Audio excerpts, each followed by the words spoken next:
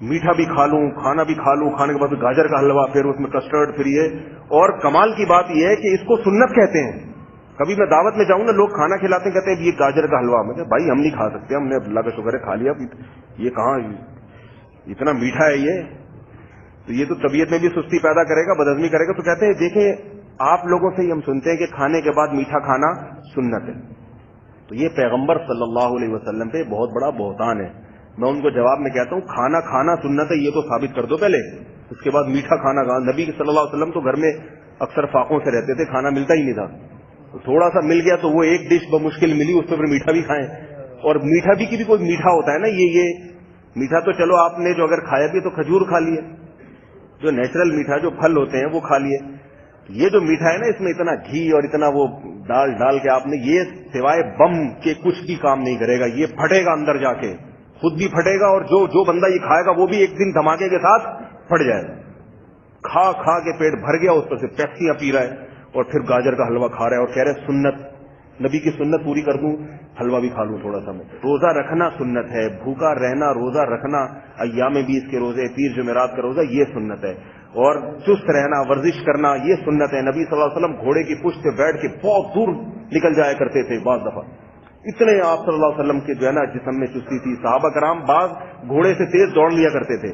آج جتنا نیک پرہیزگار ہوگا چلا نہیں جاتا اس سے. تو کھانا پینا چھوڑ دیں نبی کے نام پہ. آپ یہ کہہ کے کھائیں کہ میں پیٹوں ہوں, میری تسلی نہیں ہوتی جب تک میں اتنے پراٹھے نہیں کھا لیتا, میں اتنے حلوے مانڈے نہیں کھا لیتا, میں پیٹوں. چھوڑ دو کھانا. کھاتے ہو تو اپنے خرچے پہ, اپنی ذمہ داری پہ, اپنے پیٹ کا نام لے کے کھاؤ کہ میرا پیٹ جب تک فل نہ ہو جائے مجھے تسلی نہیں ہوتی. دیکھو کل میں نے دوپہر کھانا نہیں کھایا, مجھے بہت بھوک لگی تھی, تو فجر کا ناشتہ کیا ہوا تھا میں نے. بہت بھوک لگی, دن بھر میں بہت مصروف بھی تھا, اتنی شدید بھوک لگی. گھر میں آیا تو کدو اور مرغی بنی ہوئی تھی, روٹی تھی. میں نے کہا اتنی ٹائٹ بھوک لگ رہی ہے کہ مزہ نہیں آئے گا کھانے میں, روٹی کھانے کا دل نہیں چاہ رہا تھا, گرمی بہت تھی. تو میں ایک آدھ ساتھی کو لیا, میں نے کہا چلو بھائی کچھ اچھی چیز کھاتے ہیں, بھوک بہت لگ رہی, تھکاوٹ بہت. تو اللہ کے فضل سے, آپ کی توفیق سے 2 پلیٹیں بریانی کی, بڑے گوشت کی, بھر کے کھا گیا الحمدللہ. اللہ نظر بس سے بچا. بھوک لگ رہی تھی, ہوٹل والا بھی دیکھ رہا تھا کیا ہو گیا.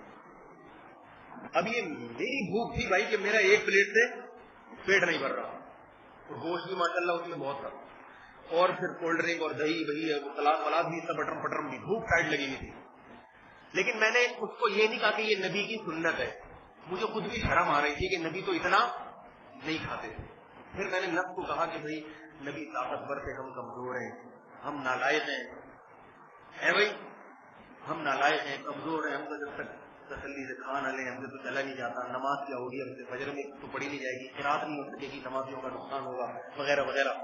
تو سارے خود ہی دلائی کھڑے, مگر اس کھانے کی نسبت قرآن و سنت کی طرف نہیں کی کہ اسلام نے کہا ہے جتنا کھا سکتے ہو کھا لو. آپ کھائیں اپنے پیسوں پہ, جتنا کھا سکتے ہیں آپ کھائیں, مگر یہ نہ کہیں کہ اس سے کھانے سے کیا ملے گا, ثواب ملے گا.